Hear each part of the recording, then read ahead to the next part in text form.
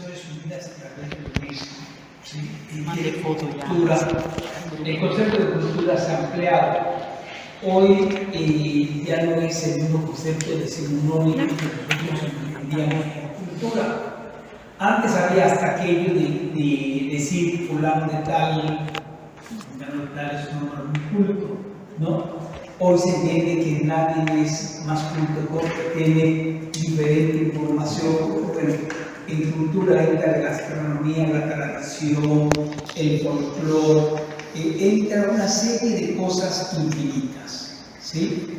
Es el resultado de un conocimiento generalizado. Eso es la cultura hoy por hoy, ¿no?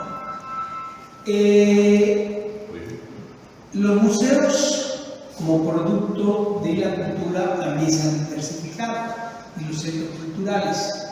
Hay museos de todo. Yo podía hablar, por ejemplo, de la Ciudad de México. Hay un museo, por ejemplo, del chocolate. Hay un museo del objeto, que colecciona objetos, ¿no? Y hace exposiciones, por ejemplo, de los estuches de maquillaje de los años 50, ¿no? Uno diría que tiene que ver, bueno, es parte de la cultura, ¿no? O de los sombreros, ¿no? Hay un museo de las plumas, hay un museo del juguete, hay un museo, los de arqueología, por supuesto, que son los reyes en México, ¿sí? Y los de etnografía, el Museo de Arte Moderno, el Museo de Arte Contemporáneo, las fototecas. Pero en este concepto de museo también entran otros aspectos como son las bibliotecas, ¿sí? Ya la definición se va ampliando y los jardines botánicos también son considerados hoy por hoy museos. Y bueno, este año, el día 18 de mayo se celebró el Día Internacional de los Museos, y ese Día Internacional de los Museos tenía dos conceptos que nosotros hemos ido trabajando a partir del MACAI desde hace 30 años. Uno que tiene que ver con la sustentabilidad y otro que tiene que ver con la educación. Un museo sabemos que es un viaje inmersivo, y hoy hay conceptos que ya se han agregado también como la cultura de paz, así como se fomenta el deporte como parte de la cultura de paz, se fomenta también las artes como parte del concepto de cultura de paz.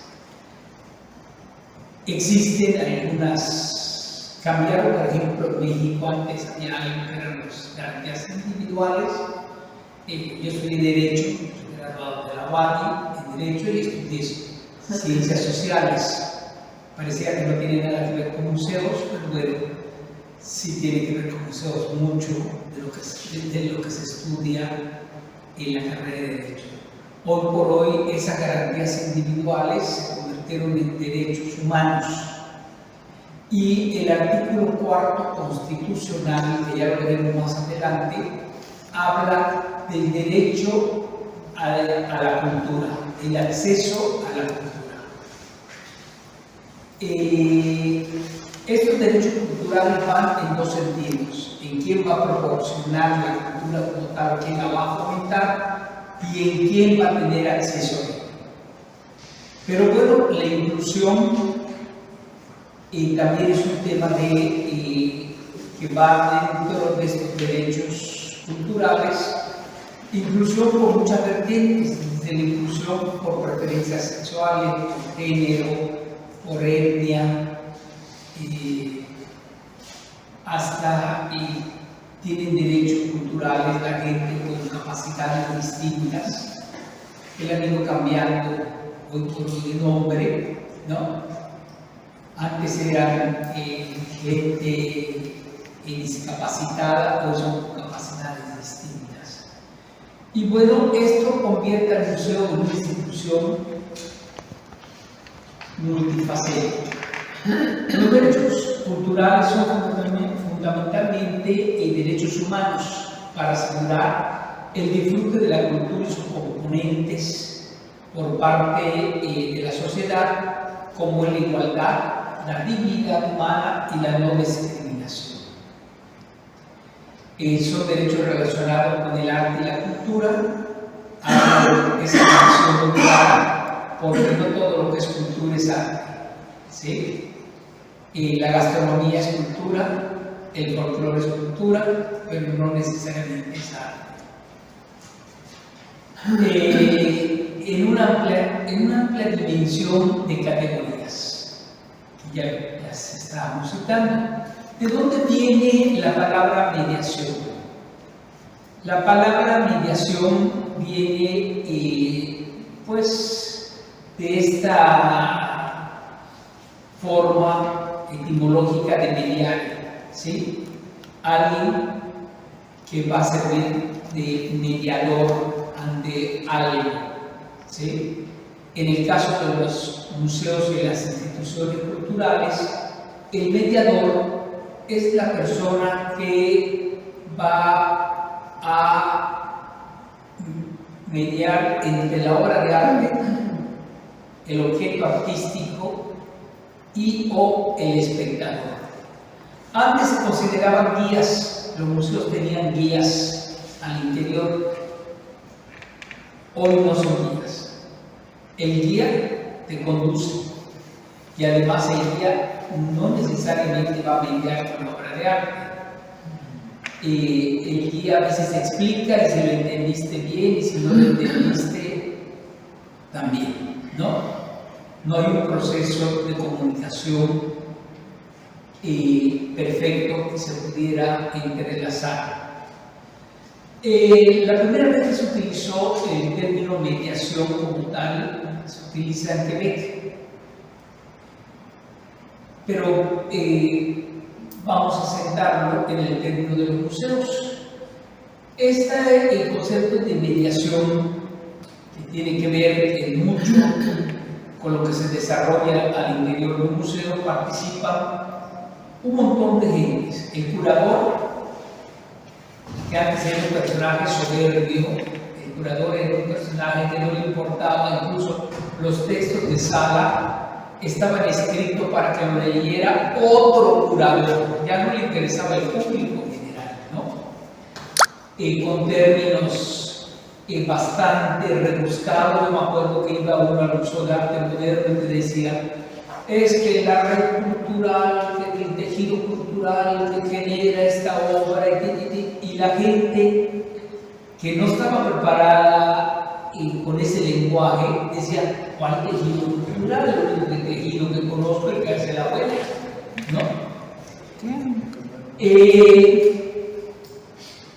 El curador es también hoy por hoy parte de este proceso de mediación. El museógrafo, indudablemente, a la hora de distribuir las piezas, es parte de este proceso. El educador, que también ha cambiado de nombre, lo que eran los departamentos de educación en los museos, que después se convirtieron en pedagógicos, pero cuando hablamos de pedagogía estamos hablando de niños. ¿Y qué pasa con la gente de la tercera edad? ¿No les darías atención entonces? O un universitario no les darías una visita guiada a un taller post-visita, porque no está en la categoría de pedagogía. Y fue variando, y después se buscó el término didáctica museal, ¿sí? Pero tampoco la didáctica, porque la didáctica es la parte de la praxis o la forma práctica en que se transmite el conocimiento. Son las herramientas educativas. Entendiendo que el museo no es un espacio necesariamente formal, hay algunos que imparten maestrías, como el Museo del Louvre, ¿sí? Que tiene maestría, doctorado, licenciatura, ¿sí? Pero no todos los museos en el mundo tienen un departamento de educación formal, ¿no? Y bueno, el término más correcto de llamarle es el departamento de mediación. La mediación en la actualidad se sigue trabajando, aún no la hemos entendido, ni siquiera la gente que trabajamos al interior de los museos. La gente que hace los gráficos, yo conversaba hace un poco, que imprime esto, ¿no? Y le pregunté, ¿cuántas líneas pones en la cédula? La que usted me manda. No la que yo te mando, a mí me encanta escribir, te puedo mandar 200 líneas, vas a poner las 200 líneas, no hay quien las lea. No hay quien las lea. Tú tendrías que decir, son 20 líneas, son tantas palabras, con tantos espacios, y si la pongo así chiquitita, ¿quién la va a leer? ¿Sí? Y si es una exposición táctil para gente invidente, te olvidaste de las cédulas braille, ¿sí? No hay quien lo mande. Entonces el tópico del tema de la mediación se sigue desarrollando y hay una serie de criterios. Hoy por hoy podemos buscar en la página del ICOM de la Asociación Internacional de Museos, que nos rige a todos los que trabajamos en los museos, y ya se introdujo el término mediación. Ya entendemos que no es un guía, que no es un profesor que está dando clases, que no es un curador, que no es un museógrafo. Todos en algún momento hacen trabajo de mediación desde diferentes formas, hasta el diseñador gráfico, ¿sí? Y así como han cambiado algunos conceptos. Por ejemplo, antes se le llamaba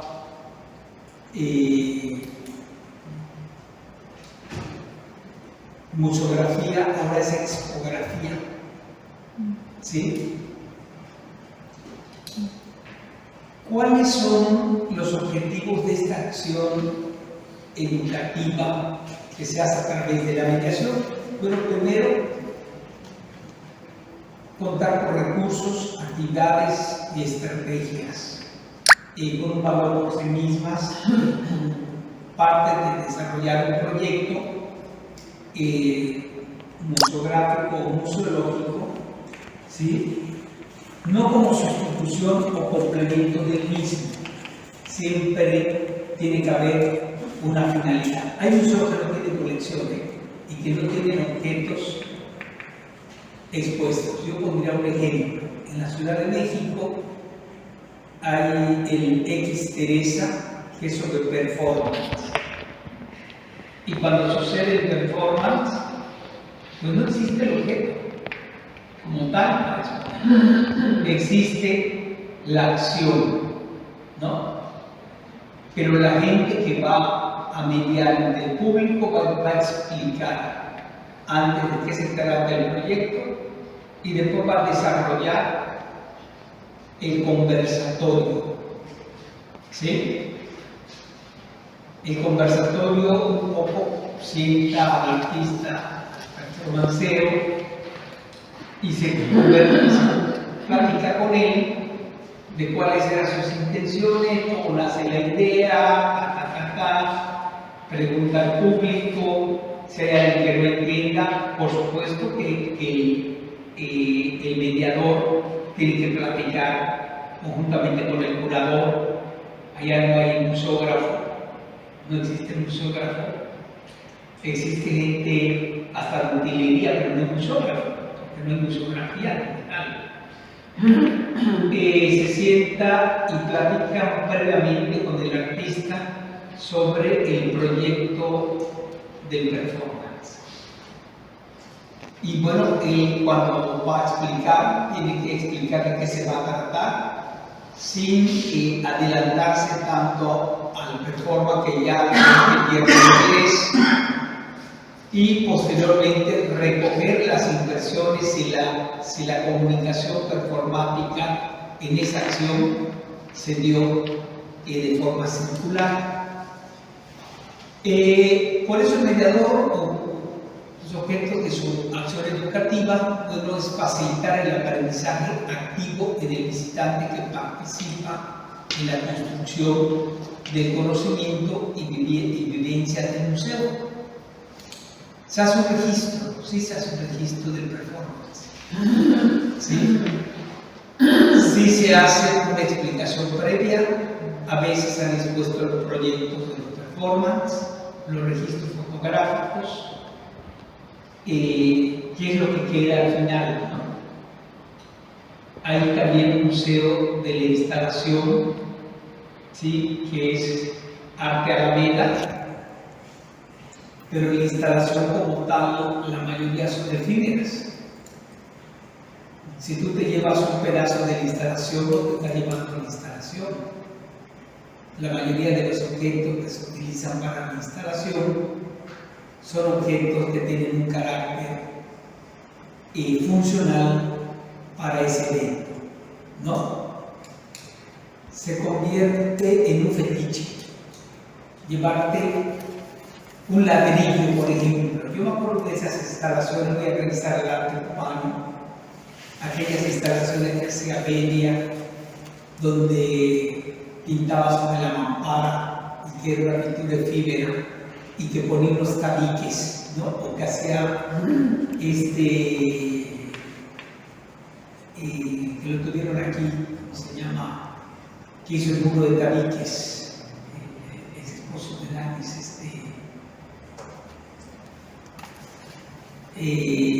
Tonel. ¿Sí? Si tú te llevas un pedazo de eso, no te está llevando a la instalación. Es un fetiche de esa instalación. ¿Sí? Porque ese pedazo lo puedes replicar.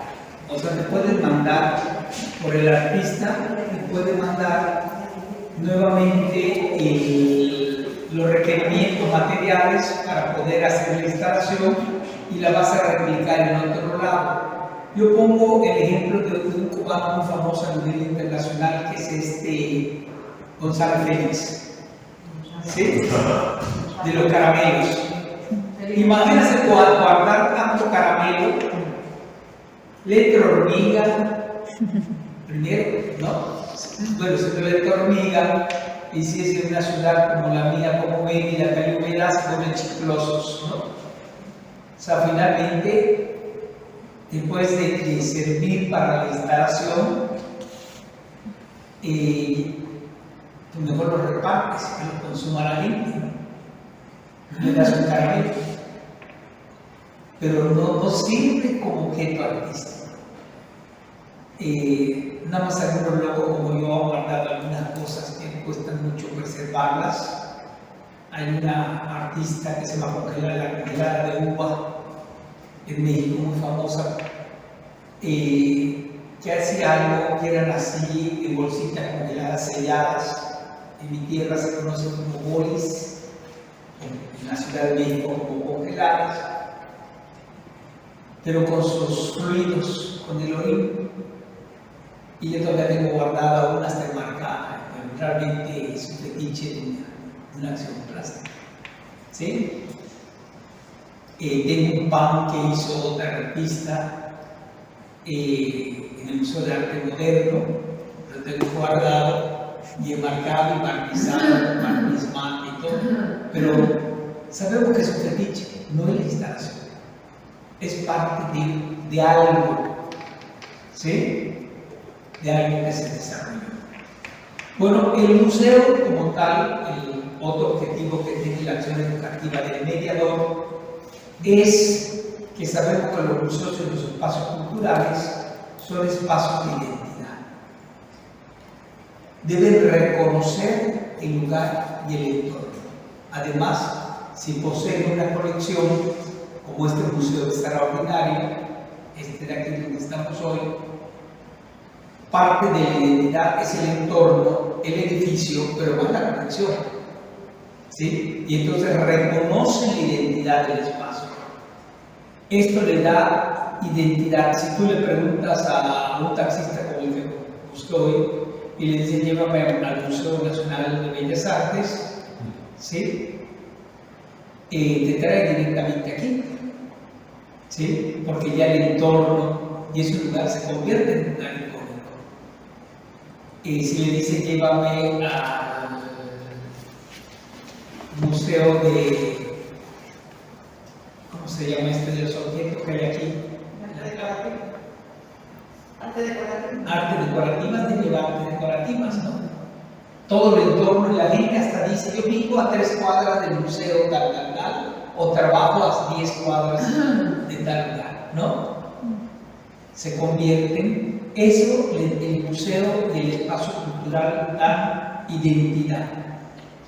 Y hay que fomentar un sistema de valores que sí esté basado en la estimación propia, pero desde la reflexión crítica sobre los trazos de identidad cultural, conllevando el respeto a lo ajeno.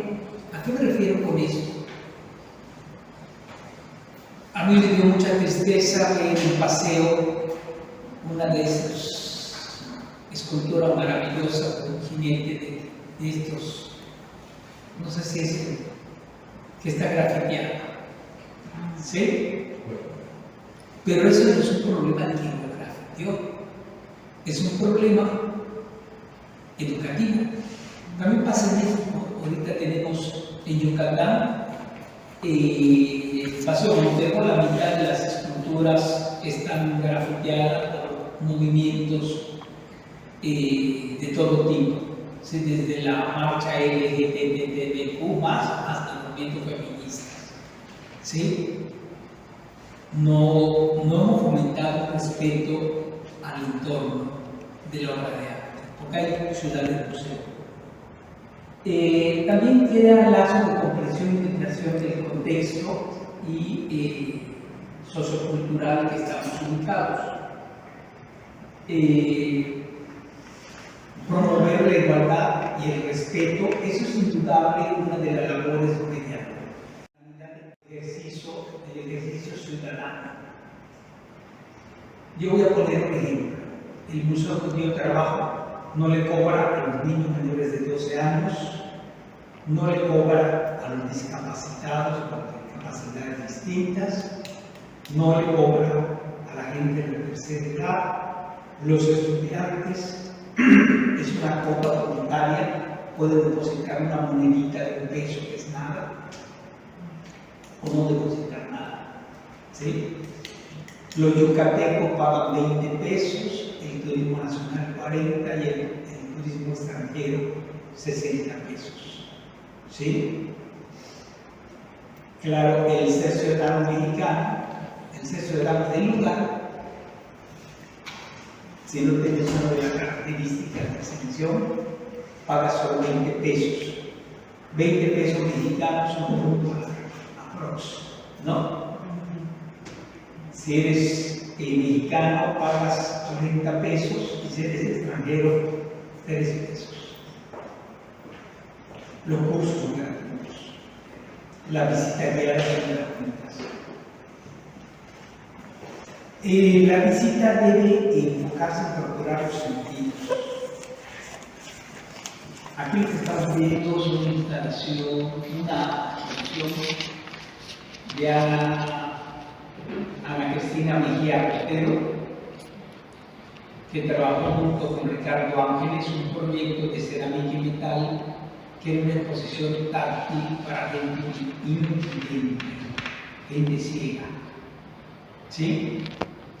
Pero también la podía recorrer gente no videntes, podemos ver, o débiles visuales, aquello que tocó. Las cédulas eran grandes, había cédulas en braille, inclinadas, el recorrido tenía que permitir bastón. Claro, antes de ello le dices a la persona que va a recorrer la exposición que se quite los anillos, el reloj, todo lo que pueda dañar la pieza y la pueden tocar. ¿Sí? Son piezas hechas para originales. Hacíamos exposiciones con obra de arte y para tocar. Y bueno, sabemos que el juego es fundamental para el desarrollo educativo, para el aprendizaje. El hombre aprende jugando, siempre. El homo ludens, ¿no? Este desarrollo de capacidades, no solo motrices, sino además intelectuales, tiene que ver con eso de jugar.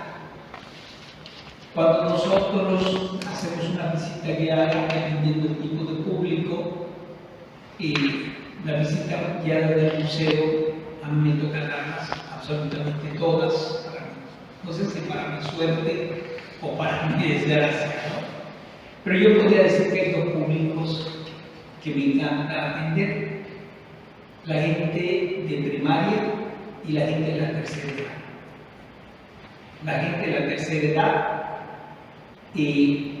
porque va por un ímpetu singular al museo, son gente jubilada, únicamente puedo atender a una casa de ancianos de estos lugares de retiro, ¿sí? Y les dije, no les voy a pedir que se sienten en el suelo porque va a ser difícil que se levanten. Y se echaron a reír y dijeron, no, que no se va a levantar más usted. Todo el mundo, y lo pusimos en círculo y conversamos, ¿no? Cambiamos unas tarjetas en un juego, cada quien con una palabra vinculada con la exposición, lo que captó de la exposición podía ser nada más el nombre de una obra. Otros eran cosas emotivas, y después las revolvimos y las distribuimos, y otra gente leía la palabra y decía si esa palabra tenía que ver con algo que captó, ¿no? En un juego se incorporan facultades de vivencia, motivación, curiosidad, interés en las obras de arte.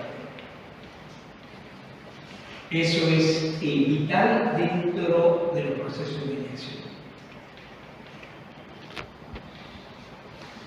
¿Cuáles? Vamos a evaluar las fortalezas educativas de nuestro museo. Las fortalezas y las debilidades. Vamos a empezar por las fortalezas. La singularidad de las propuestas. Las propuestas que sean atractivas. Yo tengo una crítica y una personal con el Instituto Nacional de Antropología e Historia en México, que ponen unas cédulas que nada más las leemos la gente que nos interesa a nosotros.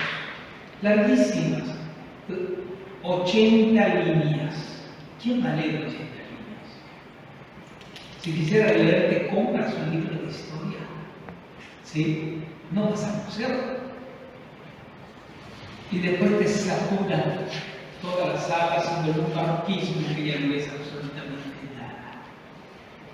Y después la colaboración y coordinación para la resolución de conflictos. En este caso tiene que ver con una fortaleza que tiene el Macay. Yo voy a poner un ejemplo. Está la página del Macay y estoy obligado a contestar todas las dudas de toda la gente.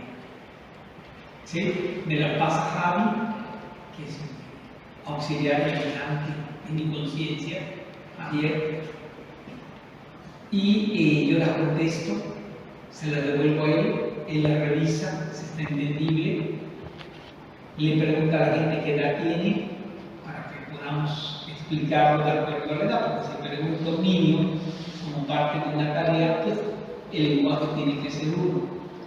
Si te estás preguntando, está la respuesta ahí. ¿Dónde crees que está? ¿Sí? Le está devolviendo con otra pregunta, ¿sí? Y empieza a mirar el cuadro. Aquí está. ¿Crees que es eso? Sí. Bueno, Si es esto, y ya le explicas de dónde nace la idea. ¿Sí? O te dicen, ¿por qué tal artista como Motherwell genera esos trazos que parecen letras? ¿Sí? ¿A ti te parecen letras? ¿Tú crees que son letras?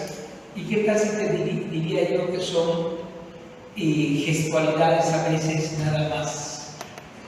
Algo que le nace libremente dibujar, y yo no estoy viendo una letra N, estoy viendo dos montañas. Alguien de aquí ha visto una montaña, le preguntas a todo el mundo y te dicen, sí, ¿cómo son las montañas? Pues parecen picos. ¿Cuánta gente de aquí ve montañas? Y de repente hay gente que te sorprende y que te dice, no parece una M, parecen las orejas de un gato. ¿Sí?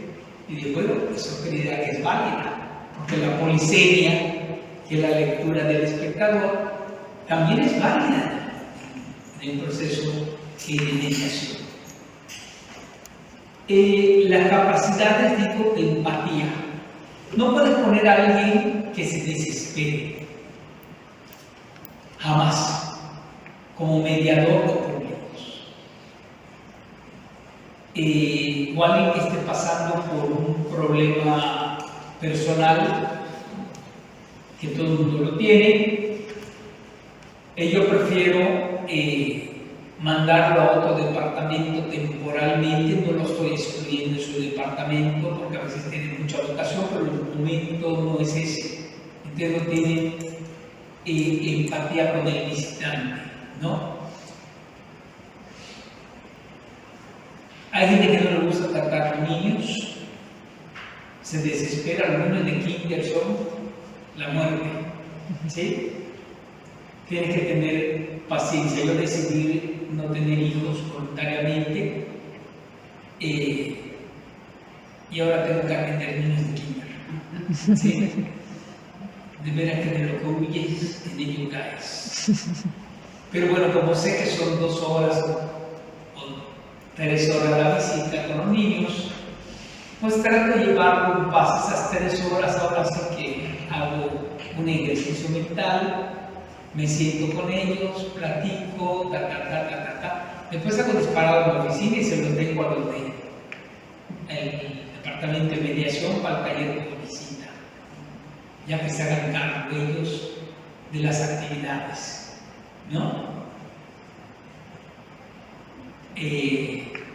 Es una paradoja de la vida, porque yo empecé dando clases en escuelas de arte a nivel primaria y secundaria. Pero también porque lo dije mucho tiempo, ahora es muy difícil. Sí, es difícil, ¿no? Claro, trato de documentar la visita con los kinders, que me pongan uno diario. Le tengo dicho, Javi, por favor, no lo hagas, ¿sí? Cuando menos dan un día de respiración, ¿sí? Perdón. La debilidad de falta de rigor metodológico en el personal, que no haga que estudie el personal que va a estar en contacto, el guión curatorial, y que no se documente. Por ejemplo, que no sepa manejar las herramientas que va a utilizar en el taller por visita. Voy a trabajar con acuarela. Ok, ¿qué sabes de la acuarela? ¿Qué diferencia hay con el gouache? ¿Qué diferencia hay con el óleo? ¿Cómo lo trabajas? ¿No? ¿Tienes un método? ¿Qué esperas? ¿Qué vas a hacer con ellos? Que vamos a trabajar a partir de contornos oscuros y después rellenar con la acuarela el interior, como está el cuadro de fulanito de tal, ¿sí? O vamos a trabajar la temática de los títeres a partir de ¿dónde está tu programa? ¿Sí? Le tiene que pedir el programa. Y además, otras debilidades a veces son la falta de recursos de autoevaluación del departamento de mediación. No autoevaluamos al interior de nuestro departamento para sancionar. Autoevaluamos para conocer qué tan efectiva está siendo la acción educativa al interior del museo. No tiene sanción. ¿Sí? Y la autoevaluación tiene exactamente esto que les estoy presentando, cuál es tu mayor fortaleza y en qué crees que en estos 6 meses has perdido o qué crees que no has hecho correctamente. Pues no he podido dar un taller de arte abstracto porque no me gusta el arte abstracto, porque no me gusta tal cosa, o no me gusta trabajar el collage porque me embargo la mano de resistol, ¿sí? Cosas así, insólitas, ¿no? Esa autoevaluación la tienes que hacer con una periodicidad regular. La falta de procesos de difusión de las prácticas.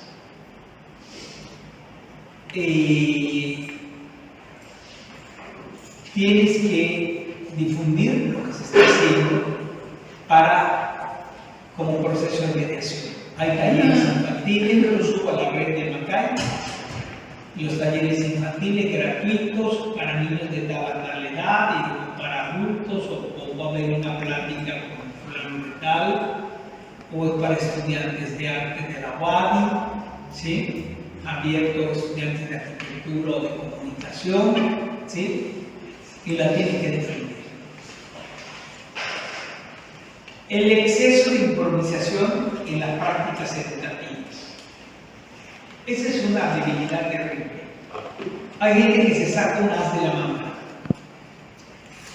No se sabe, no estudió, no leyó, no nada, y ahora inventa. Yo les voy a contar una anécdota del Palacio de Bellas Artes en México. Un día yo me inscribo a un recorrido y el guía estaba inventando cosas y además utilizando un lenguaje que no era propio para estos tiempos, ¿sí?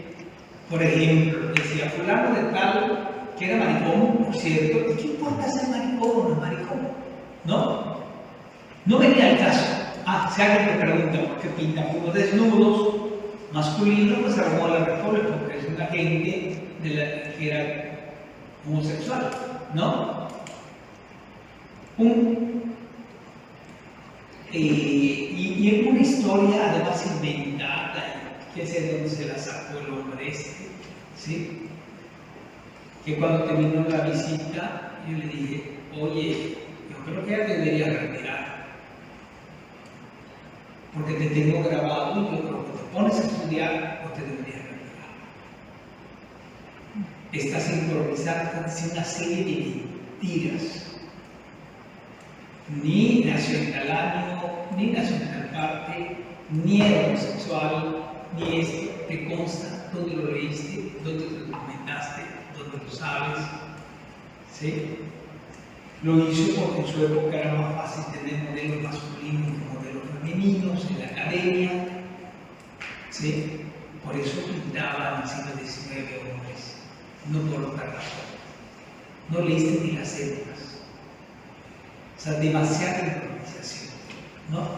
A veces puedes contar un chiste, puedes contar un cuento, ¿sí? Al interior de la sala con un grupo de niños, cuando ves que se están dispersando, improvisas con algo,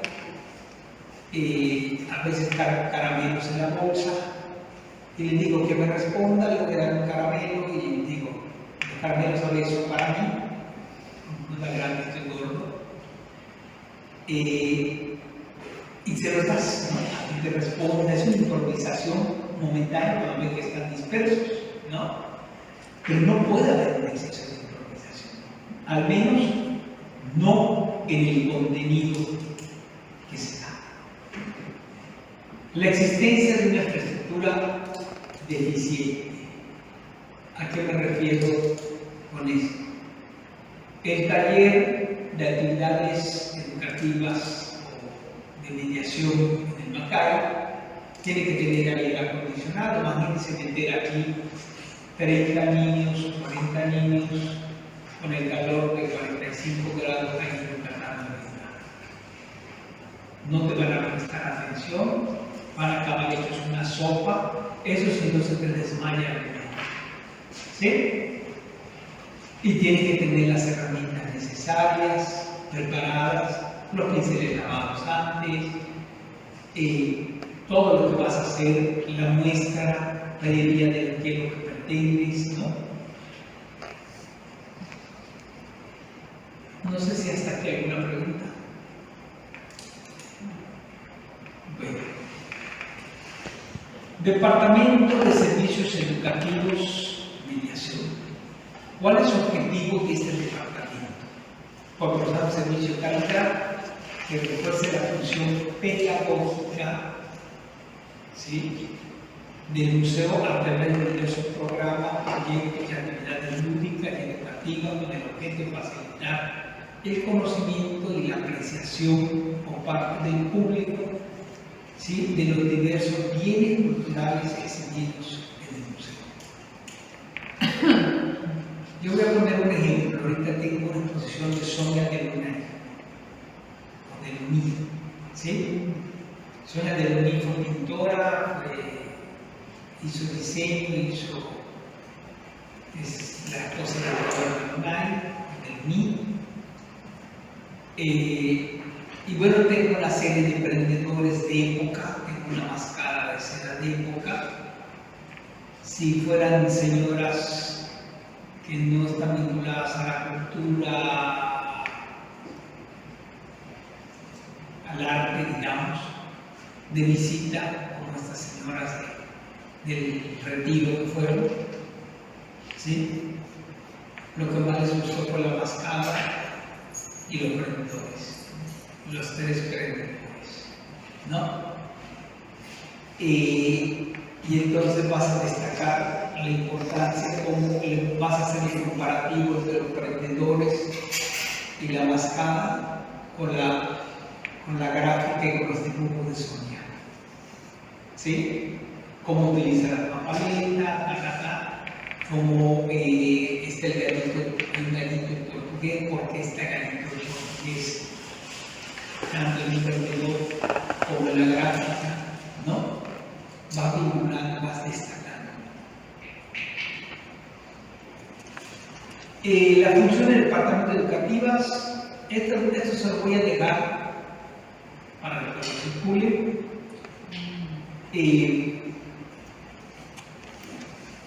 Voy a ser breve en esto porque esto es demasiado. Elaborar guiones didácticos, ¿sí?, para que el aprendizaje sea significativo, donde se diseñe y desarrollen actividades lúdicas o pedagógicas. ¿Se pueden desarrollar actividades lúdicas con adultos? Claro que sí, hasta con gente de la tercera. Eso depende de la creatividad de la gente que imparte el taller. ¿Sí? A veces empieza toda la señora recortando tela para hacer collage. ¿Sí? Realizar investigación que refuerce los contenidos pedagógicos. Nosotros como curadores somos muy soberbios, a veces viene alguien educativo y se te dice, y esa palabra no creo que está muy elevada para un público general, no deberías aprender, deberías escucharlo a él que tiene el niño directo, ¿sí?, con el público general.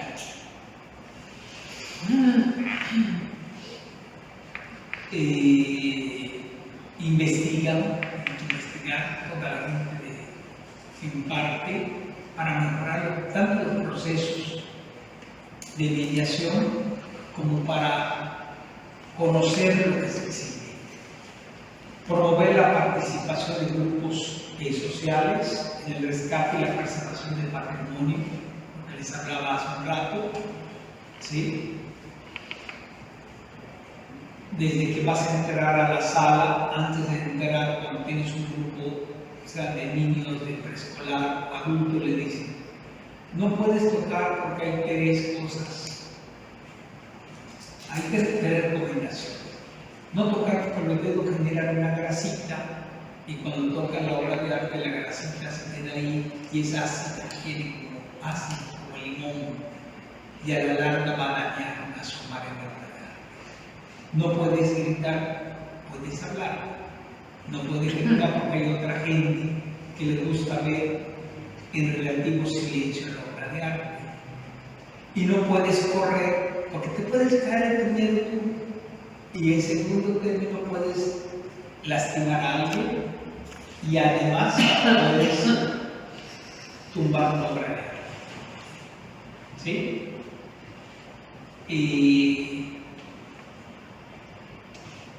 Pero si le dices, si la obra de arte tiene un valor, porque son insustituibles, todas son distintas, promuévese eso. La eficacia de los servicios del museo en eso consiste. A lo mejor la exposición temporal no le pareció tan atractiva, pero van a salir con una experiencia de aprendizaje que es un museo. Y le explicas cómo funciona el museo. Si son gente grande, les hablas un poco que es una fundación que vive de donativos, que no es de gobierno, y quién lo fundó y cómo se fundó. Tiene que programar un sistema de capacitación continua. Eso lo programa el departamento de mediación, y se habla de temas diversos. Se habla desde arte contemporáneo, arte abstracto, figuración y neofiguración, arte povera, ¿sí? Mercado del arte. Hemos hablado de muchos temas con todos los chicos de la UADI, hasta de cómo preparar tela para pintar a ese grado, ¿sí? Cómo se hace la cola de conejo, cómo se prepara una cáustica, ¿sí? Lo hemos hecho en el museo. Y esto le va a ayudar a la gente que da servicios educativos o servicios de mediación, le va a ayudar para que también puedan desarrollar programas. Promover relaciones interinstitucionales con áreas educativas de los museos o instituciones culturales para el intercambio de modelos, técnicas y experiencias que apoyen la continuidad de los proyectos. En Yucatán hay una red de museos.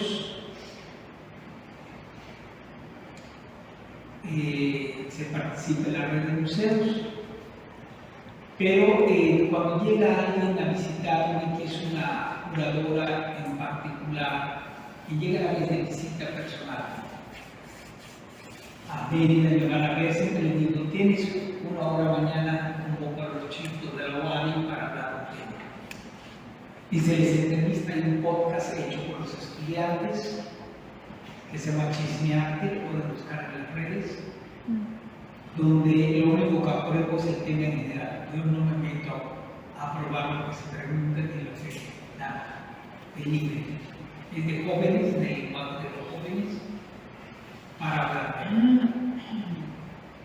Y hay esas redes con universidades, hay redes con museos, hay redes con atender las necesidades de información solicitada por el público, lo que les decía. No puedes dejar nunca a un visitante sin nada. Nunca. Siempre tienen que dejar al final la página donde pueden mandar la pregunta o el correo, ¿sí? Si no lo sabes, porque no estás obligado a saberlo todo, y dicen, mándame esa pregunta, yo te voy a responder. Y la tienes que responder. O sea, no es como para zafarte el balde. No, es allá. No, la tienes que resolver.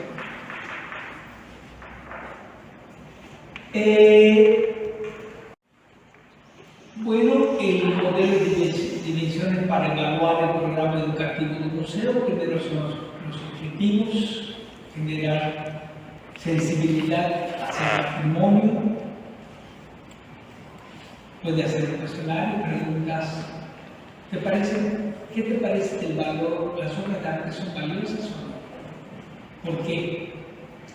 Incrementar el conocimiento de la colección, trabajar las habilidades del visitante, esos son los objetivos, habilidades y competencias, potenciar el aprendizaje, desarrollar las facultades y aptitudes de la gente. Yo tengo la fortuna de decir que entre los chicos que dan talleres ya terminaron su servicio profesional, que es obligatorio en su servicio social, y hay 8 que van de manera voluntaria todavía. Y van rigurosamente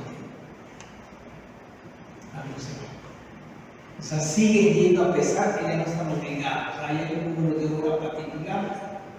Ellos pasaron por ahí, siguen yendo. Y bueno, y todos los chicos que han pasado de servicio social o profesional, que es una obligación de la licenciatura,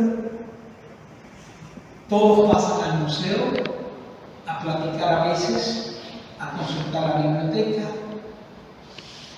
a buscar una duda para su tesis, se les apoya también con información para la tesis.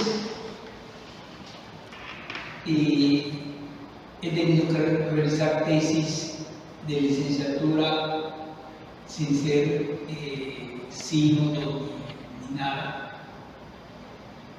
¿Sí? Para revisar si su currícula está correcta para poder, su índice está correcto.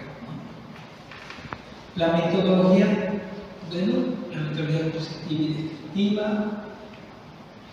el descubrimiento inductivo guiado, eso es para la gente que quizá tiene directamente públicos. No vas a proporcionar información, sino que lo vas a meter al mundo del arte. Lo vas a hacer consciente que son consumidores culturales. ¿Sí? Todos consumimos culturas. Desde la mañana cuando enciendes el radio y la televisión, eres un consumidor cultural. Y le dicen cuál es la diferencia. Con eso empiezo yo la plática de las visitas, con consumo cultural. En todos consumimos cultura, algunas sí te la puedes llevar a tu casa, claro que sí, no las del museo, pero puedes comprar un cuadro colgado en tu casa, o una reproducción. Otras no te vas a llevar el ballet completo a tu casa, pero te podías comprar el video tal vez, ¿sí? O la música, te puedes comprar un disco, o lo puedes grabar para los derechos en este Spotify, ¿cómo se llama? Y pagas cajas, lo grabas, ¿no? Pero digo, muchas de las cosas que consumimos culturalmente no las podemos llevar.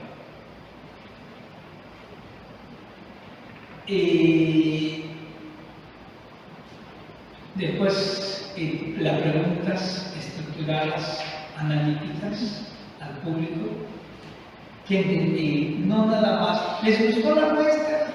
Pues todos los niños van a decir, sí, porque no están en clases, ¿no? Tienen que hacer de acuerdo a la edad del público, ¿sí? ¿Qué exposición les pareció más interesante? ¿Por qué les pareció más interesante? En particular, ¿hay alguna obra que te haya llamado la atención? ¿Sí? Ese tipo de preguntas más analíticas. Y la experiencia basada en la polisemia. Si alguien del público te dice que a mí no me parece que sean pastos, lo estoy viendo, me parece que son los vellos de un lobo, le dice, puede ser, ¿por qué no? Cada quien desde su frente de aprendizaje le va a dar una explicación distinta. Una gente de la construcción, por ejemplo, cuando vio la obra de Robert Motherwell, me decía que parecía varilla metálica doblada. ¿Por qué no? ¿Sí? Digo, a mí no, yo tengo entendido que es otra cosa, pero podría ser, si tú lo entiendes así y así te gusta verlo correcto. Esa es la policía. ¿Sí? La estrategia didáctica de comunicación tiene que ser bienes generadores de significados. El trabajos pro proyecto, ¿sí? A favor de un proyecto. El trabajo mediante centros de interés o estudio de casos también. Cuando hablas de algún artista en particular, analizas la obra de ese artista, analizas una obra en singular, cómo la produjo, analizas cuáles son las consecuencias. Yo le podría decir poco de García Ponce, el artista yucateco más famoso, como trabaja mucho arte povera, pues a veces he tenido que me traigan de la bodega un cuadro y les explico lo que va a costar a futuro, bueno, qué es lo que significó el cuadro, en qué época lo hizo, de dónde son sus referencias, pero también lo que va a costar mantener ese cuadro a futuro, con las restauraciones, porque tiene cartón, tiene plástico, tiene alfombra pegada, ¿no? Y que el trabajo que ha dado restaurarlo, el trabajo que ha dado, muestro fotos de cómo se restauró, cómo se encontró el cuadro y cómo se restauró. Y eso es interesante, pero también del inmueble a veces. Y bueno, la estrategia didáctica de comunicación, bienes cultural, generadores de significados. La dramatización. Hay gente que utiliza la dramatización. Si tú tuvieras una exposición que va a hablar del siglo XVII y XVIII, a veces le pides a alguien de teatro en la Noche Blanca, que es un festival que se hace en Mérida, a lo mejor que se disfrace y que haga el recorrido en la sala vestido a la usanza, ¿no?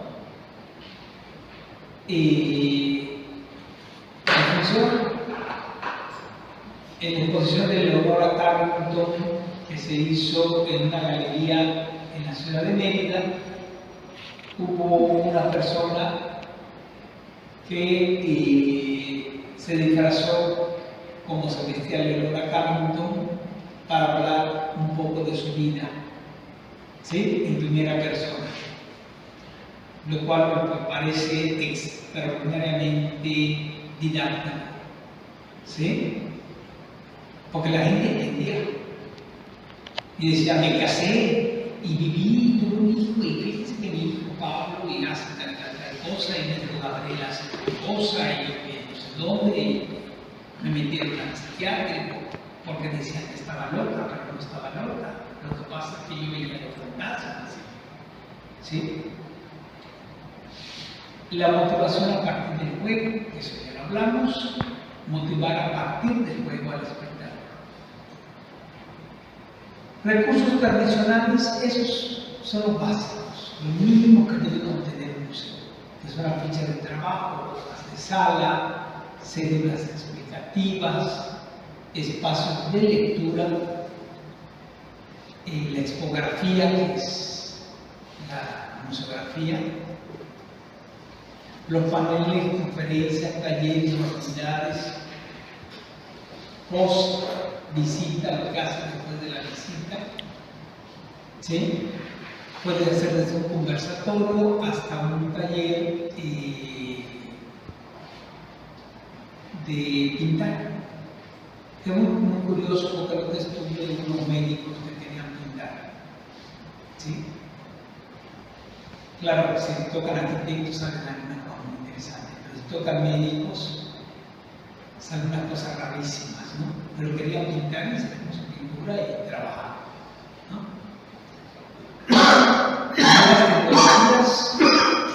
Bueno, aquí sí están los códigos QR, que son esos cuadros que hasta los restaurantes tienen. Si te interesa más sobre esta obra de arte, pones tu lector de códigos y tiene allá la biografía del artista, que a veces son tan extensas que no vale la pena ponerle en una sala, porque no va a haber quien la lea, nada más a quien le interese. Está el Facebook, el podcast, tenemos Machismearte, donde conversamos con artistas, las simulaciones virtuales. Ahora también está el TikTok, que son estos pequeños videos, ¿sí? El Instagram, el videoblog, todo eso lo manejan los chicos de la UAP.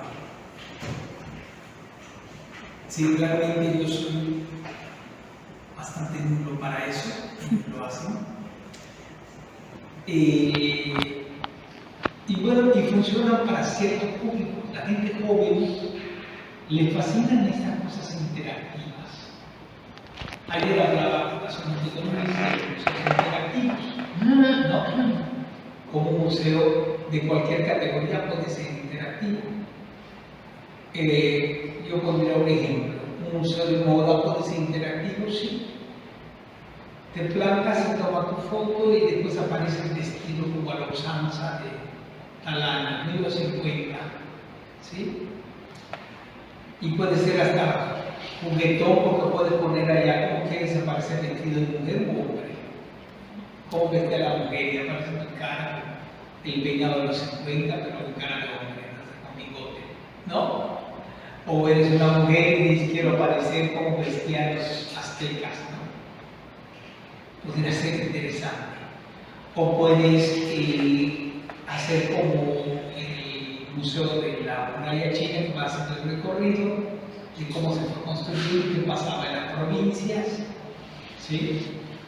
O puedes hacer lo que el Museo de Oro en Colombia, que de repente te hace una sala, se oscurece la sala, empieza una narración y empiezan a iluminar determinados objetos de oro y te hacen como una historia, ¿no?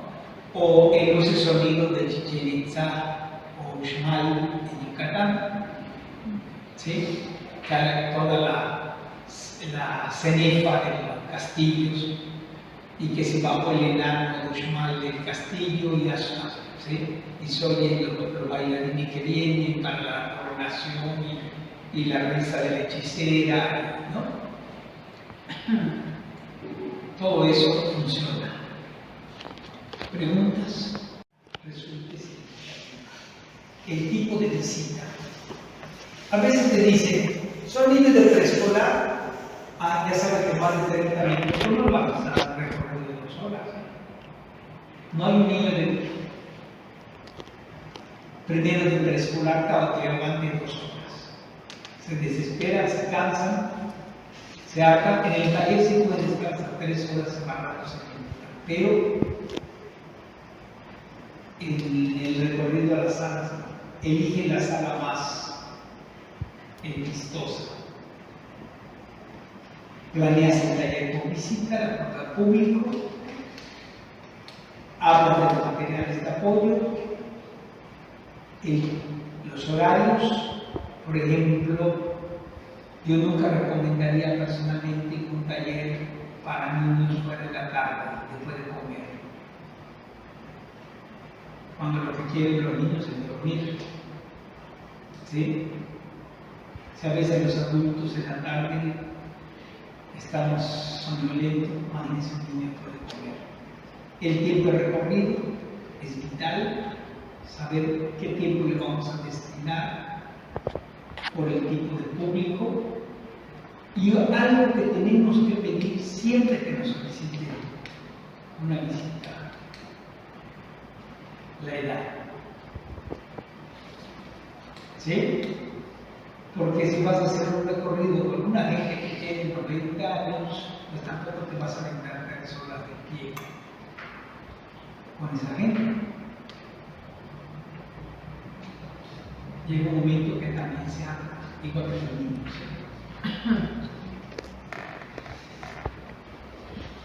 Pueden vincularse con conceptos estrechamente ligados a la tecnología. Hay recursos tecnológicos que se tienen herramientas, por ejemplo, los videomappings. No sé si aquí ya se aplican. Sí. ¿Sí? La Bienal de los Momentos, hicimos la Bienal, los salones de arte contemporáneo. La fachada del Macay aplica el videomapping todos los viernes. Todos los viernes. Y bueno, y los sistemas de diálogo abierto, interlocución y visitante dentro del museo también. Que te digan, yo no quiero ver esculturas, solo quiero ver la obra de García Rosas, ¿qué pasó? A eso no. El objetivo de la mediación es la apertura de intercambio de ideas e inclusión de experiencias directas. Y el recorrido era en el exterior, y después ya los captaba para que enteraran. Algunas ideas para interactuar con el público, bueno, las visitas medianas, que pueden ser diarias, los domingos, noche de museo, estuvo la noche blanca en el museo. Ahorita, como están arreglando toda la plaza principal, nada más tenemos 800 personas, pero como la anterior, Noche Blanca, tuvimos 2.500 en una noche. ¿Sí? Y yo no llevo el conteo para que no digan que doy cifras alegres. ¿Sí? En la cifra. Los talleres, el museo itinerante. ¿A qué me refiero con esto? Ahorita tenemos en Playa del Carmen, en la quinta avenida de Playa del Carmen, que es un lugar muy turístico, unas esculturas de Macay existidas.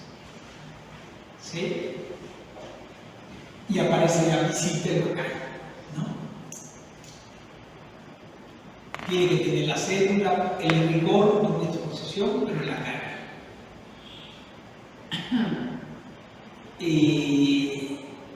Los recorridos urbanos por el entorno del museo, pues tiene que tener buenos nexos con la Casa del Montejo, que es otro museo que está cerca, con el Palacio de la Música, que está cerca, ya se hace el recorrido del entorno, y a veces acompaña gente de los otros museos, o a veces habla con la gente de la Casa de Montejo, que cuando llegas a la puerta, ellos empiezan su explicación. ¿Sí? Después lo recoges y lo llevas a otro lado. Y las jornadas y conferencias son vitales, por la parte académica. Y las visitas y talleres por visita. Los cursos. Hay cursos durante el verano en el museo, los concursos y certámenes, a veces una pista deja algo y dice quien conteste tal pregunta o tal pregunta sobre la información de la pista se va a otorgar. Ahorita hay con el Día Internacional de los Museos, el museo se otorga con todos los museos unos premios a la gente que haga el recorrido de todos los museos que están en el recorrido, que se tome una selfie con la pieza que más le gusta o con la pieza elegida, que encuentre la pieza que se eligió, se tome una selfie y lo que entreguen primero, los tres primeros se van a llevar una bicicleta, creo, y los demás son premios. Exposiciones en espacios públicos, que ya platicamos, espacios en medios electrónicos, que son el chat, el podcast, las videollamadas. Y el podcast ese que se llama Chismeante. Los chicos entrevistan a artistas. Hace poco tuvimos una Roberto Cortázar, que era pintor, o a Marco Lamoye, ¿no? Gran artista, pero también puede entrevistar a un maestro de la facultad. Los programas radiofónicos. El Macay tenía un programa que se llamaba La Hora del Macay con la Universidad de Yucatán. La vamos a reintegrar este semestre. Se conversa con un artista sobre su trayectoria y su creación, poco de la trayectoria y más de los procesos creativos. ¿Sí?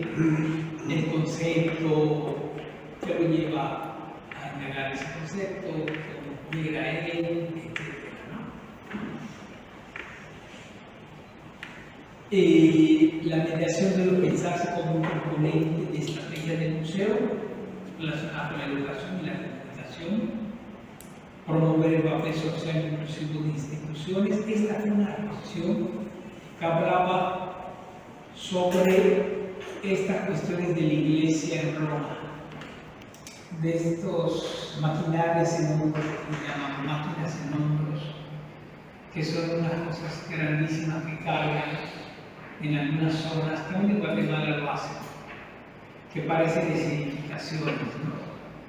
Creo que hubo un escándalo hace como un año que colgaban a un niño en algo que es el riesgo, pero es parte de la creación. Y bueno, entonces los dejo, ¿sí? Y son lo que yo recomendaría para cada uno de los grupos distintos a los cuales va dirigido tu taller o tu visita, a los niños escolar y educación básica, a los adolescentes, al grupo familiar, a los mayores, a los visitantes con problemas afectivos, a los invidentes de medios visuales, a la gente con capacidad cognitiva, por ejemplo, la gente con síndrome de Down, también le damos nosotros, o también le damos a gente que tiene problemas, algo que llamamos APOC, ¿no? O gente que tienen,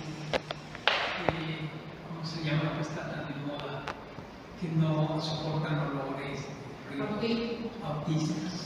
¿Sí?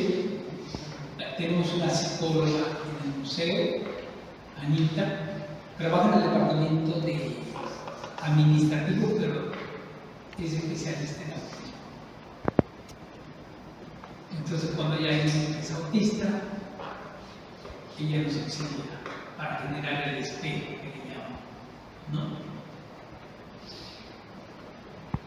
Bueno, los objetivos de la mediación: generar discusión sobre educación, comunicación y cuestiones interculturales sobre género, aproximar la función del museo a sus objetos artísticos y públicos, provocar el estudio y conocimiento del arte, vincular a los jóvenes a la creación artística a través de experiencias significativas, no necesariamente a las artes visuales.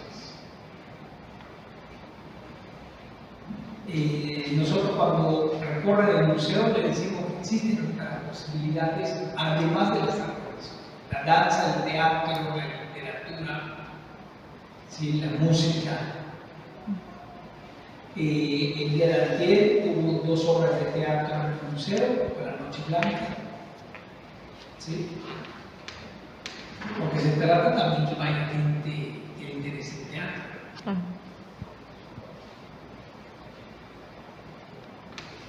¿Qué es el bono? Se refiere a establecer un vínculo con relación de cercanía entre una empresa y un tercero, lo cual se puede aplicar en el museo porque el museo es una institución museística, ¿sí? Que se sustituye al museo, a la empresa por el museo y al cliente por el visitante, ¿sí? Esta relación de cercanía.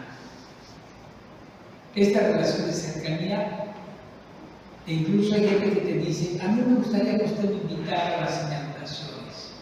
Apunta su correo electrónico y cuando van a inaugurar, vas a inaugurar algo y mandas la invitación. ¿Sí? O a mí me gustaría poder colaborar viniendo aquí, yo fui maestra en preescolar, ¿por qué no? Estoy jubilada.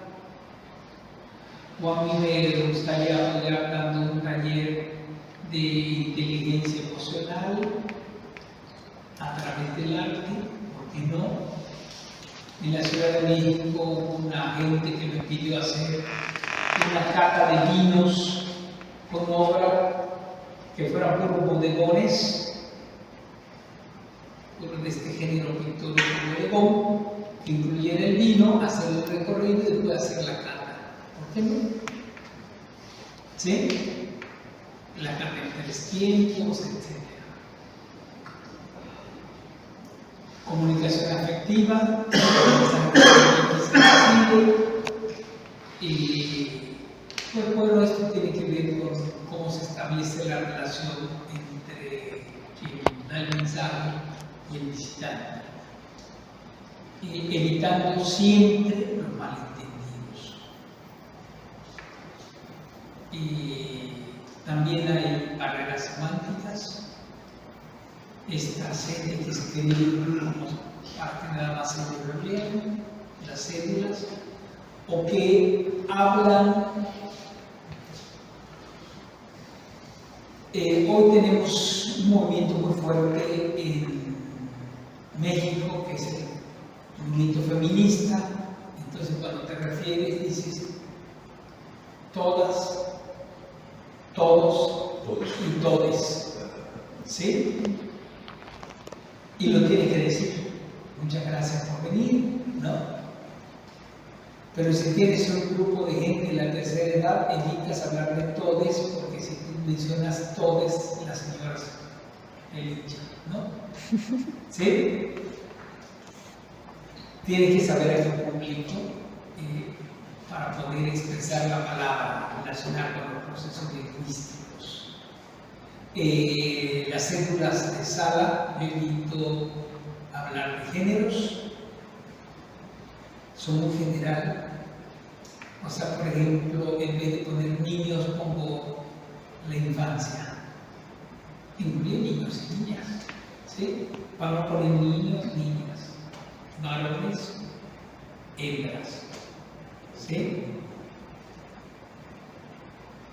Aquí en Cuba es muy común escuchar que digan, ¿y tú qué tienes? Yo tengo 2 varones y 3 hembras, ¿no? Es muy común que te digan, no te dicen tengo 3 varones y 3 mujeres, tengo 3 hembras. ¿Sí? O tengo 3 hembras. 3 niñas.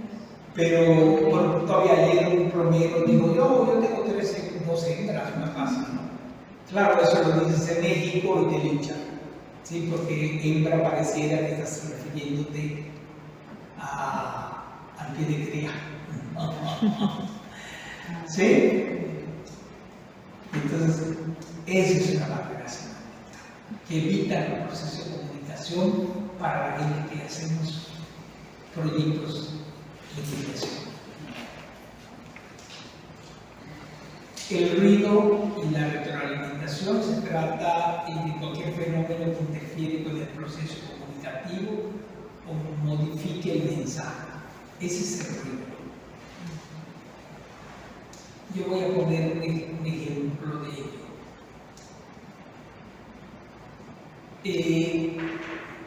Que la obra que estás exhibiendo sea minimalista y la expografía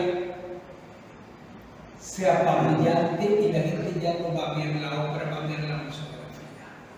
¿Sí?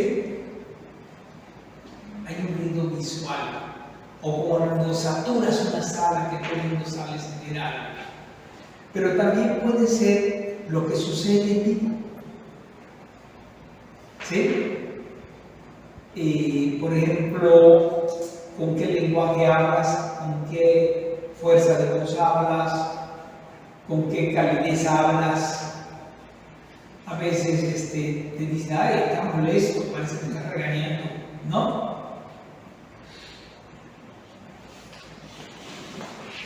Y la retroalimentación es la respuesta del receptor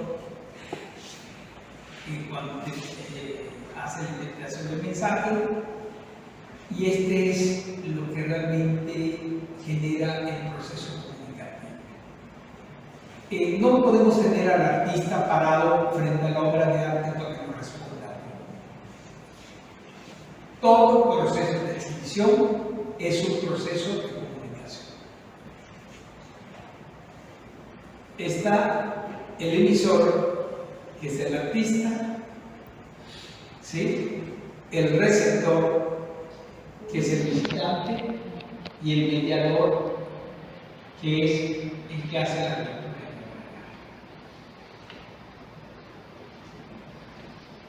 Pero todo lo podemos entender de manera distinta.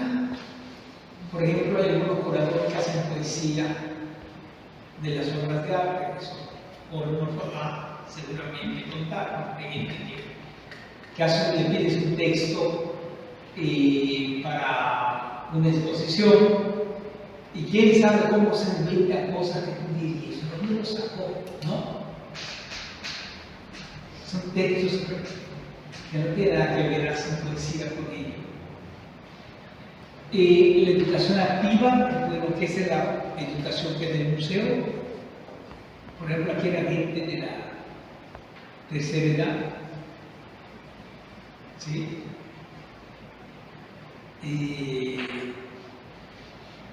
Nosotros sabemos que los museos no son educación formal, a diferencia de las universidades, que tienen su horario, que tienen un programa específico con objetivos a cumplir.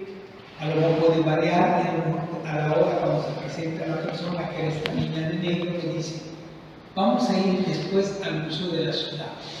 Y le digo, ¿y aguantará tu visitante? Está calculando 5 horas. Estas señoras, hay una que tiene pues 90 años. Yo creo que la vamos a cortar la visita, y yo te sugeriría que compraras agua porque no se te vayan a desmayar aquí. ¿No? Y bueno, y entonces la mediación activa, tú le preguntas, ¿qué es lo que quieren ver? Y ya. Entonces, empiezas desde allá y buscas crear la experiencia con la gente. ¿Qué es lo que se lleva a la gente de un museo? No se lleva información. La información tiene libros. La información tiene internet. Lo que se debe llevar es la experiencia inmersiva de visitar el museo. ¿Sí? Los mediadores poseen además los recursos, seleccionar estímulos, organizar, agruparse según la ley específica, establecer y desarrollar estrategias de comunicación, entablar diálogos e interacciones, permitir la vinculación de contenido con los expertos, el que da el taller o el que da la visita, el mediador, debe sentarse con el curador y platicar con el curador y platicar con el conservador o el restaurador y platicar con el museógrafo y platicar con el diseñador, decirle, ¿por qué escogiste este color rojo? ¿De dónde lo sacaste? ¿Por qué rojo? ¿Por qué este tipo de letra que parece de máquina de escribir? ¿No? Tiene una razón de ser. No es nada más poner cualquier cosa. Tendría que sentar y decir. La foto, te puedes tomar la foto, ¿sí? Con la obra de arte. No puedes pasar tu mochila, no puedes hacer todas esas cosas, ¿no? Contamos con una biblioteca que quieres investigar, que quieres saber. Y bueno, resolver las dudas del contenido positivo. Sí. Y ya estamos por terminar. Aspectos a considerar: la educación puede suceder en cualquier momento. Pensar que la educación de museos, que hay dos tipos de educación, la formal y la informal. Los museos damos educación informal. Reconocer que vivimos en una ciudad muy diversa y cada día más diversa, ¿sí? Y no puede haber gente que tenga prejuicios para poder tratar con ellos. Si tienen prejuicios, bueno, lo debe platicar antes, no tiene que, bueno, que lo reconozcan, ¿no? Y lo sacas de escena con el público. Porque yo conversaba con mis oyentes que en algún momento tenía gente que daba talleres y que eran había una persona que iba vestida de mujer. Yo no tengo nada en contra de eso, en absoluto. Él hacía su trabajo, Pedrito era de la UADI. Y ahora tengo chicos que dan talleres, tengo más de 20, pero hay 3 que son abiertamente gays, y hay 2 niñas gays también. ¿Sí? Y ¿cuál es el problema? ¿Sí? No tengo ningún problema en absoluto. Y existe la sociedad diversa. Yo me acuerdo cuando empezó este programa, dijeron de que se había algo así como indígenas en los talleres, no sé qué, algo. Una de las preguntas del formulario. En Yucatán todos somos mestizos. El que no es mestizo, por genética, es mestizo conceptualmente. Comemos tortilla, comemos frijol con puerco, comemos el nublipollo. Bueno, lo más famoso que hay en la Ciudad de México es una torta que llaman guajolota, que es un bolillo que se le mete un tamal frito y se cierra. ¿Sí? Es el mejor mestizaje, el gastronómico, ¿no? Pero conceptualmente somos mestizos. Reconocernos como una sociedad de mestizajes, donde hay gente más apegada a su tradición étnica, gente no tanto. Es muy diversa la sociedad.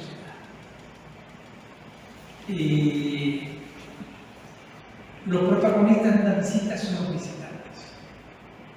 No es el curador, no es el vendedor, no es el museógrafo. E incluso no lo es el artista. Es el visitante. Siempre. Y ellos son los que deben generar sus propios procesos. Estar abiertos a nuevas tendencias educativas, romper paradigmas, siempre. A nuevos espacios facilitadores del conocimiento y del aprendizaje. Yo me acuerdo que en la Ciudad de México hice una muestra que se llamaba El original y la copia, y eran unos alumnos de arte, de pintura, que copiaron una obra de un maestro que se llamaba Benjamín Domínguez. ¿Sí? Y después el público que la visitaba le preguntaba cuál era la de Benjamín Domínguez, que pintó. Y había gente que elegía otra que no era del maestro Benjamín Domínguez, ¿no? ¿Sí? Pero el maestro estaba consciente de ello. ¿Sí? Era un paradigma, romper un paradigma. porque además entre el público entraba el maestro y le preguntabas al público, estando el maestro ya pintado, ¿cuál es la obra de Benjamín Domínguez que está aquí? ¿Cuáles son las copias? Y de repente había un grupo de gente que apuntó una obra que no era la obra de Benjamín Domínguez. Y estaba el maestro allá. Y hasta el maestro se acercó a mirarla. Y era un maestro así quisquilloso, lo puedo mostrar en internet. A mirarla, ¿sí? Y digo, muy pintada, este hombre me superó. ¿Sí? Es romper un paradigma. Puede romper paradigmas de muchas formas. Y bueno, y trabajar, como ya dije, basados en proyectos. Hay que desarrollar un sistema de evaluación y autoevaluación siempre. No solo lo que yo veo como jefe, sino lo que ustedes ven de ustedes mismos, de su trabajo, cuando están frente a público, o están generando, decir, llego tarde, voy a tratar de llegar 10 minutos antes, porque llego tarde, porque no pasen casa temprano, porque etcétera. No, empiezas tú a evaluar. ¿Qué no hago bien? No llevo una agenda, no soy riguroso de agenda. No tiene, y además el proceso de evaluación siempre se tiene que hacer, no solo la autoevaluación. La autoevaluación es sana, es como una escapata. Cuando dices, mea culpa. Y también hacer encuestas múltiples a público, donde se va a medir no el número de visitantes, sino vamos a medir los procesos. ¿Qué te parece el museo? ¿Qué crees que le falta? Sin miedo, ¿qué crees que le falta al museo para mejorar? ¿Cómo crees que la gente que da los talleres puede mejorar? ¿No? ¿Crees tú que el espacio es adecuado para el museo? O sea, ese tipo de cosas tienen que hacer. No hay que tener miedo. Y bueno, no sé si hay break. ¿O seguimos? Son las 11:18. Es hasta las 12. ¿Qué? Es hasta las 12. No sé si quieres darle 5 minutos o seguir. 5 minutos y sí. Somos copartícipes de muchos de los proyectos educativos, talleres, charlas, conversatorios, temas de discusión, revisión de tesis, en muchas cosas. En el mundo hay muchos museos que son parte del proceso educativo formal. Yo siempre hablo de Louvre, tal vez porque, bueno, yo tuve una gran maestra, Ana Ortiz, que hizo su maestría y su doctorado en Louvre. ¿Sí? Ella es especialista en arte flamenco. Sabe que yo no solo la quiero mucho, sino la admiro. Y creo que ese proceso me llevó a entender que los museos tienen que ser espacios vivos para la educación. Deben adherirse a otra vertiente, dejar de ser contemplativos y ser participativos de lo que sucede. La idea original del Macari, antes de esta lucha que ando sosteniendo, era que hubiera una aula dedicada a la anatomía, incluso donar mi biblioteca, que es una biblioteca con 6 toneladas y media de libros de artes visuales, y donar mi colección de gráfica, que son más piezas, a la UADI, para que funcionara de manera mixta. O sea, generar un museo donde se impartiera clases. No solo fuera un espacio. Los ámbitos del museo, bueno, sabemos que hay muchos ámbitos del museo. El primero es el educativo, el científico, el social y el político. Cuando yo digo ámbitos, ¿en qué impacta el museo en la sociedad? ¿Impacta en la educación? Claro, por supuesto. No podemos concebir hoy una sociedad contemporánea sin la necesidad de revisar su patrimonio. Científico, porque hay museos científicos, hay museos científicos a todos niveles. En México hay unos museos científicos dedicados a niños, como está el Tronco, el Papalote, el Museo del Desierto. En Yucatán hay uno que es del meteorito, que se cree que cayó el meteorito que extinguió a los años por allá, en Sierra Yucatán, cerca de Mérida. O sea, sí hay museos científicos y sí puede impactar en la ciencia, porque los museos deberían, además, hablar de los nuevos hallazgos en todos los campos. Un museo, por ejemplo, que hable de la farmacia, debería hablar de los adelantos que se están haciendo de la vacuna del VIH, por ejemplo, o de la vacuna del COVID. ¿Sí? Que la gente supiera en cómo se incuba la vacuna del COVID en un huevo que lo inyectan.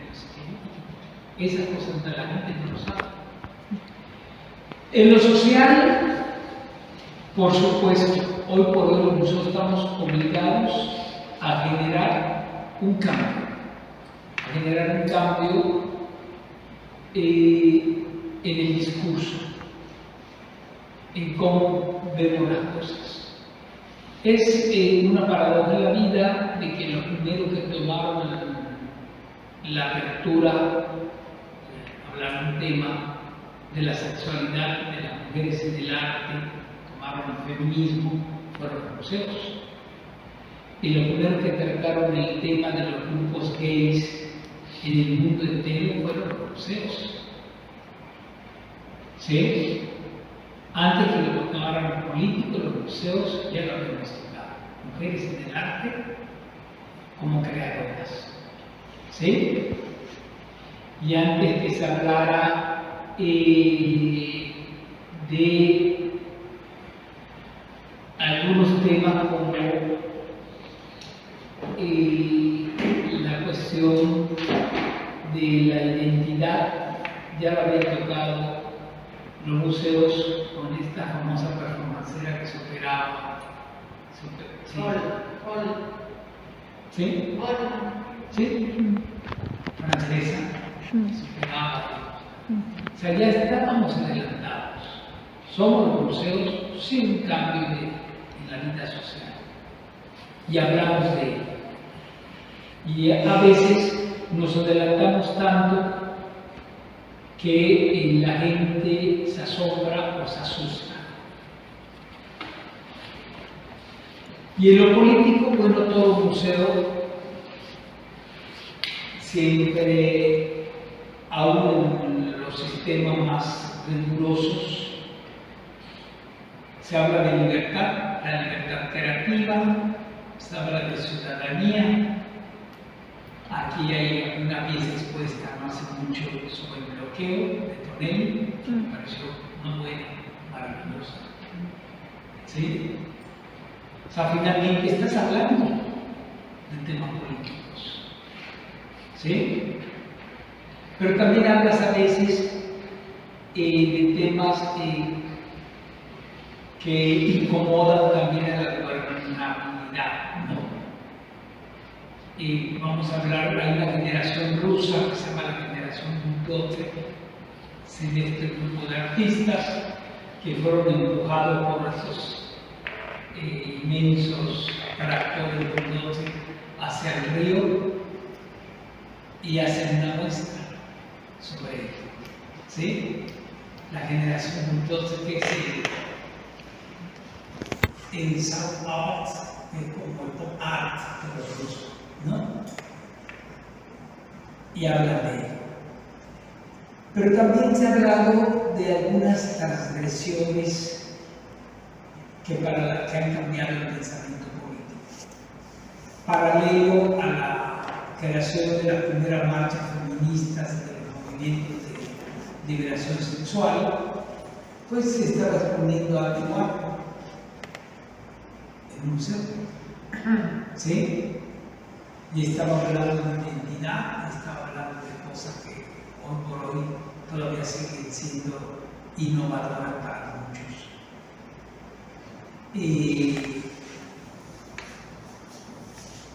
Ahí, si nos vamos más para atrás, tenemos el Guernica de Picasso, que estaba hablando de política, es un cuadro netamente político, habla del fascismo, del poder, la jota, la brutalidad de la guerra, ¿no? Y la iluminación del pensamiento. O sea, finalmente, sí los museos incidimos en estos ámbitos. Su impacto, bueno, el pensamiento, la reflexión, la memoria, el desarrollo y el goce. Hay una materia hoy por hoy que se llama ocio, el ocio de los museos. Cuando uno era niño te decía, el niño debe de estar ocioso, era que no estabas haciendo nada, ¿no? Hoy se estudia el ocio, que es el empleo del tiempo libre, que es el goce. El desarrollo, pues bueno, los museos empiezan a cuestionar también muchas cosas que se quedaron pendientes y empiezan a hablar de la gentrificación y la deforestación y empiezan a hablar de la protección animal, ¿no? Ahorita hay un escándalo en México, en el Museo Tamayo, se lo pueden buscar en internet, por la exhibición de unos perros vivos, ¿sí? Es un verdadero escándalo de la protección animal. Y entras en la reflexión, sí, empiezas a pensar y haces que el público piense. El pensamiento, cambio del pensamiento global que nos da identidad.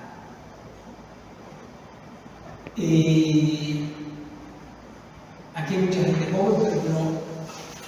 Yo me acuerdo, yo ya casi estoy por los 60, pero Margarita es casi mi contemporánea, recordará que a finales de los 80 y principios de los 90, cómo el arte revolucionó el pensamiento en Cuba y le dio una identidad. ¿Sí? Puso a Cuba en el plano artístico. Y yo creo que fue una gran generación con Bedia, Volumen 1 del 81. estaba Arte Calle, Exacto. ¿sí? Estaban todos esos grupos que cuestionaron y generaron, hicieron, movieron el tapete del pensamiento. ¿Sí? Se habló de la no censura, se habló de muchas cosas, como también en México. Estaba pasando a nivel global.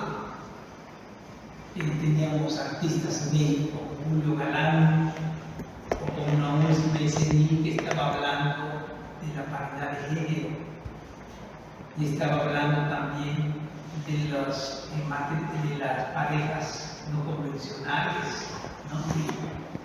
Que ahora ya está legislado, pero fue a través de nosotros. Nació en el 56 como ¿Sí? lo que estábamos hablando ahorita de El Museo de la Educación, bueno, yo creo que educar a nivel superior es muy complejo porque tiene que haber academia, que es el rigor. ¿Sí? Cuando hablamos de hay maestrías en producción artística, pues cuando nosotros hablamos de academia entendemos que debe haber un mejor manejo de la técnica, pero también en investigación, que es el conocimiento, y la técnica como tal, ¿no? Investigar la metodología y la aplicación, que eso le ha faltado al arte a nivel global en esta última década. Creo que ya los artistas no investigan porque piensan que las redes solucionan en mucho todo, ¿no? Pareciera que el gran curador se llama Wikipedia, ¿sí? Y ya no se produce crítica,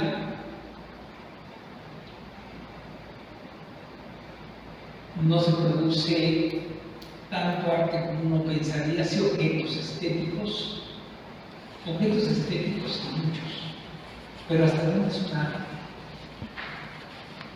Y textos críticos, menos. ¿Sí?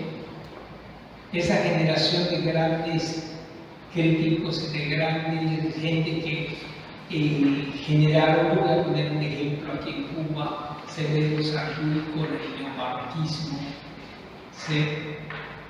Que es como un libro de cabecera para todos los latinoamericanos, hablamos del neobarroco, parece que dormimos con el texto del neobarroco de Severo Sarduy. Es un texto extraordinariamente bello, que piensas entender la cultura a partir de ese texto. Y bueno, también el museo en el nivel superior debe cambiar muchas certezas y debe cambiar la idea de la mediación. O sea, en la idea de ya no ser guía, que la mediación abarca todo, que la museología como ciencia se ha estancado. Si ustedes buscan las ramas de la museología hoy por hoy, y la pueden buscar en la página del ICOM, yo le mandé una carta al ICOM, porque soy miembro del ICOM, le mandé una carta diciéndole que me parecía raro que todavía no metieran la mediación como una cuestión autónoma, metían curaduría, museografía y restauración y conservación. ¿Sí? El patrimonio por mediación. No. También debemos cambiar la certeza del objeto artístico. El mayor concepto, el mayor objeto artístico es el ser humano. Ese es el mayor. Un artista me preguntaba, me decía, ¿pero cómo no sé si me voy a venir a Alemania acá con toda mi obra? Y yo le decía, tu acervo no está acá pintado, tu acervo está en tu cabeza, lo que vas a pintar, y lo que te faltas, ahí es el acervo. Entonces cambias el objeto artístico, porque el objeto artístico es el ser humano, tal que es capaz de producir en el entorno que se la transdisciplina y la interdisciplina. La transdisciplina, bueno, es esta cosa horizontal, llamarle de una manera, donde nosotros entendemos el arte